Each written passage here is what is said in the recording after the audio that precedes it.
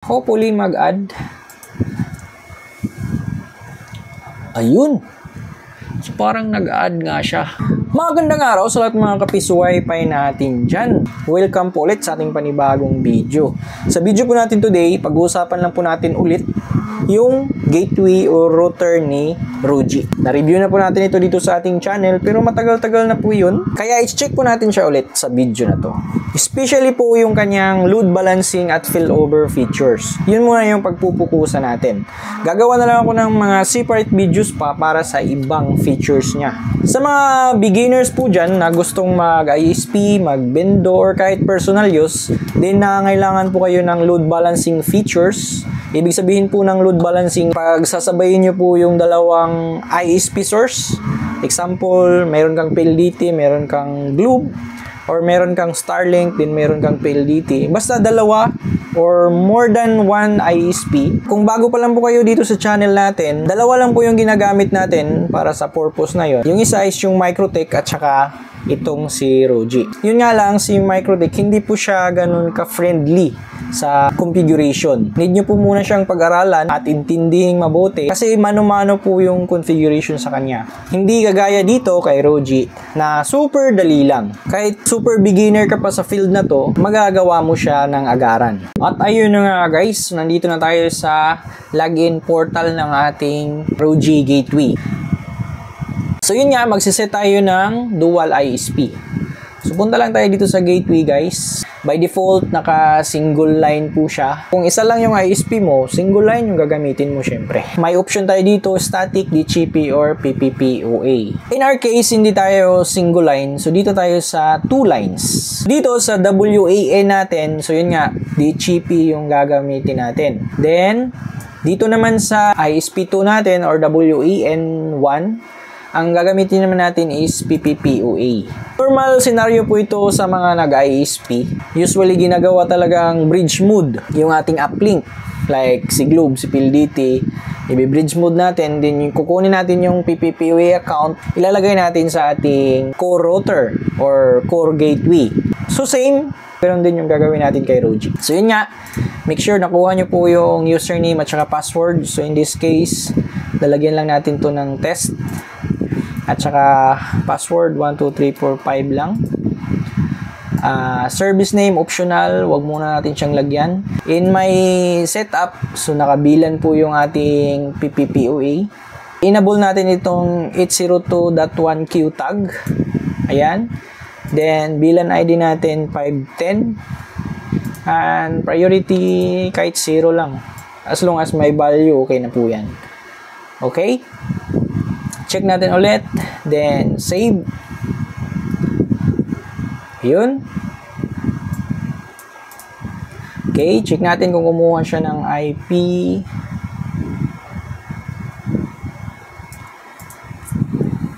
Okay, ayun, kumuha na po siya ng IP.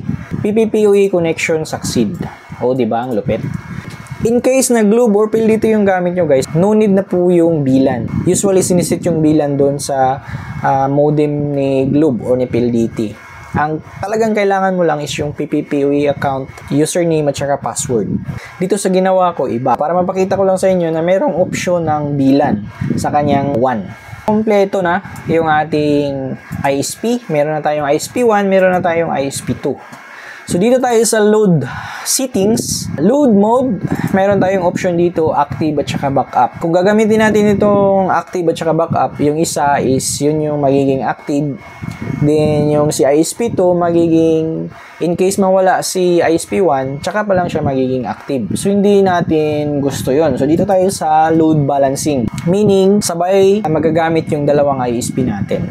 Dito naman sa load balancing policy, meron din dito mga options based on connections, based on source IP address, based on source and destination IP address, or smart load balancing. Mas maganda itong default, itong smart load balancing. At dito naman sa one rate, pwede mo ditong iset kung ilan lang yung bandwidth ng ISP mo. So dito guys, for example, meron kang Globe na 500 Mbps. Mag-allocate ka lang po dyan or ilalagay mo lang dyan is 80%. Kasi hindi naman talaga 100% binibigayan ng mga ISP natin. Yung iba nga, 70% lang. Especially kung gabi, yung mga peak hours na. So, in my case, lalagay ko lang dito, for example, 100 Mbps lang. Okay, 100 din yung down. And dito naman sa ISP2 or 11, 50 lang Mbps. Okay? Yan, save lang natin guys. Okay. And then, line probe. Dito, by default, yung gamit na public IP ni ROG is yung Google, yung 8.8.8. Which is okay din naman. Pwede natin to siyang palitan. Make sure lang na always online yung public IP na yon. Like dito nga sa mga DNS IP ng Google, ng Cloudflare, marami po dyan. Pwede nyo pong i-search. So, ang gagawin po nito, si 11 or si Globe natin, ang gagawin ni ROG is always niyang ipiping itong si 8.8.8. Then, kung online siya, so walang problema. Pero, pag, for example, hindi maping ni Globe itong 8.8.8, so magiging offline yung status niya, automatic, ikakat niya po yun. So, magiging active na lang is yung ating 1.1 or ISP2. Same din yung mangyayari dito sa ISP2. So, parang ganun yung recursive routing. So, ang gagawin ko lang dito, since super common po itong 8.8.8, papalitan ko lang po ito ng Google pa rin naman. Pero yung isa, yung secondary, yung 4.4. Okay. Dito naman sa 1.1 or ISP2 natin, papalitan natin to ng 1.1.1. Yan, sa Cloudflare. Okay. So, ayun, online pa rin siya. And then, ito po yung actual latency niya. Okay na siguro to guys. Meron ding IPv6. Kung meron kayong IPv6, pwede nyo rin pong ilagay dito.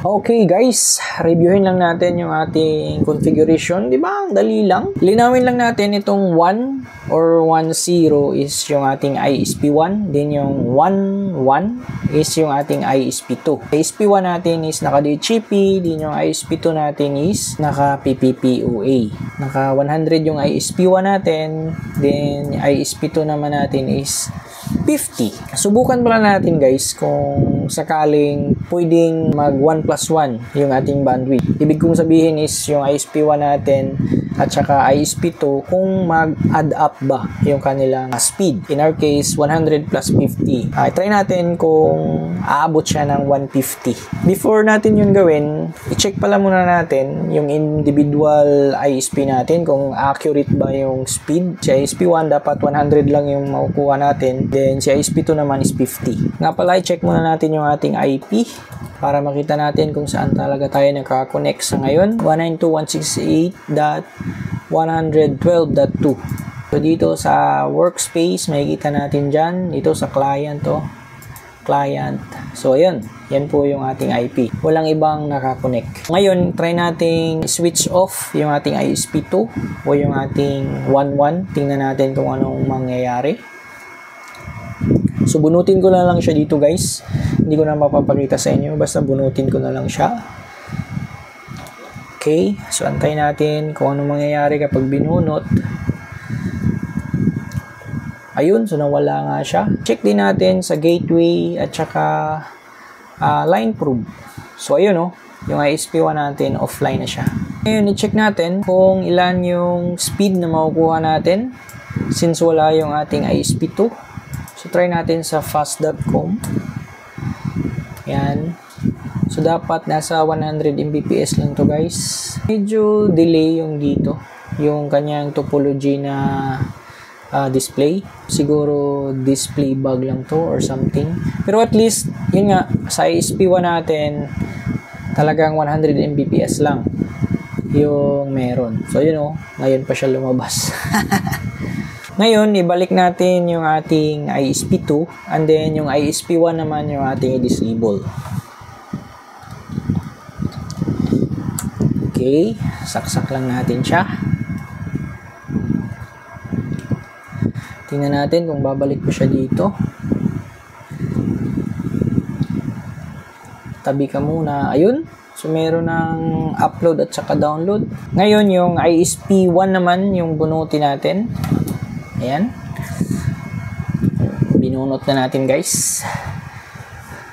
Ayun, so nawala yung upload at saka download niya dito. So ngayon, mag-speed test ulit tayo. Again, yung ating ISP2 is 15 bps lang po ito. Ayan. Okay. Start tayo. So ayun, nasa 50 nga lang siya. Something. Oh, di ba? Lupit.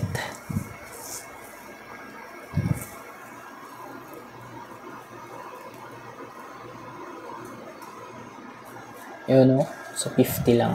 So, na-confirm na natin na sakto yung mga speed ng ating ISP. ISP1, 100, ISP2, 50 lang. Dito na yung exciting part guys. Tingnan natin kung kayang mag-add yung dalawang ISP. Okay? So, ibalik natin yung ating ISP1. Saksak natin ulit.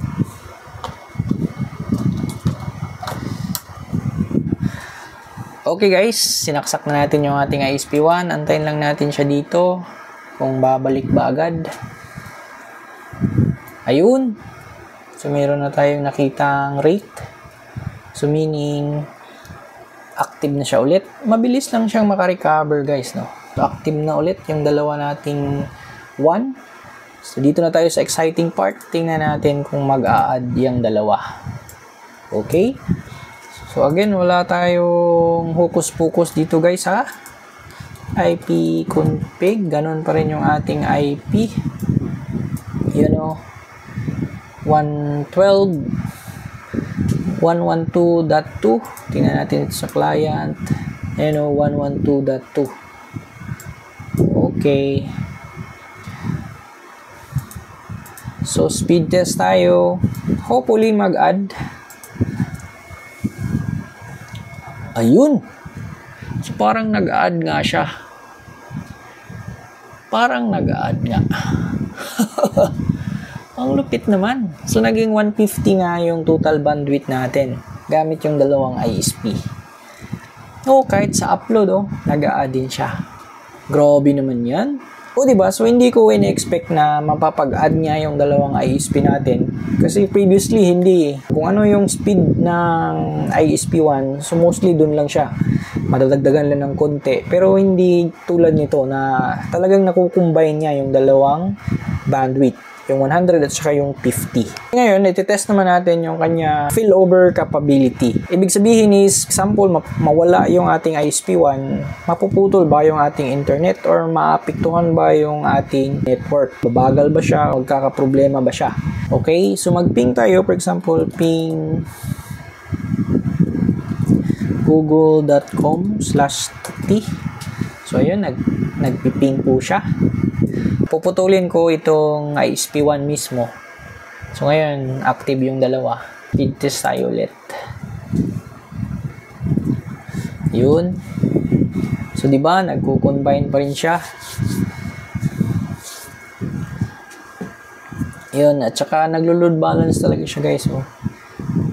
Nagbibigayan talaga sila ng bandwidth. Late nga lang konti. Or, I don't know kung display bug ba to, pero hindi po siya sumasabay yung nandito sa topology. Yung animation siguro to malamang. So yun to, 140, 140, ganun pa rin. Ngayon, bunutin natin si ISP1. Ayan, nabunot na po natin siya. Mga ilang seconds ba siya mawawala dito. So yun, nag-time out siya. At nawala nga rin siya dito. Pero, isang timeout lang, bumalik naman agad. Not bad, hindi na po yun mapapansin ng clients. So, nag-spillover nga siya. Automatic, sinalo ng ating ISP1 yung traffic. So, mag-speed test tayo. Yun, so 15 bps na lang. So, ngayon, ibalik natin yung ISP1 natin. Tingnan natin kung merong changes na mangyayari. Okay, so ibalik natin yung ISP1 natin. So, madali lang siyang nakaka-recover, guys, kapag binunot or nawala yung ISP.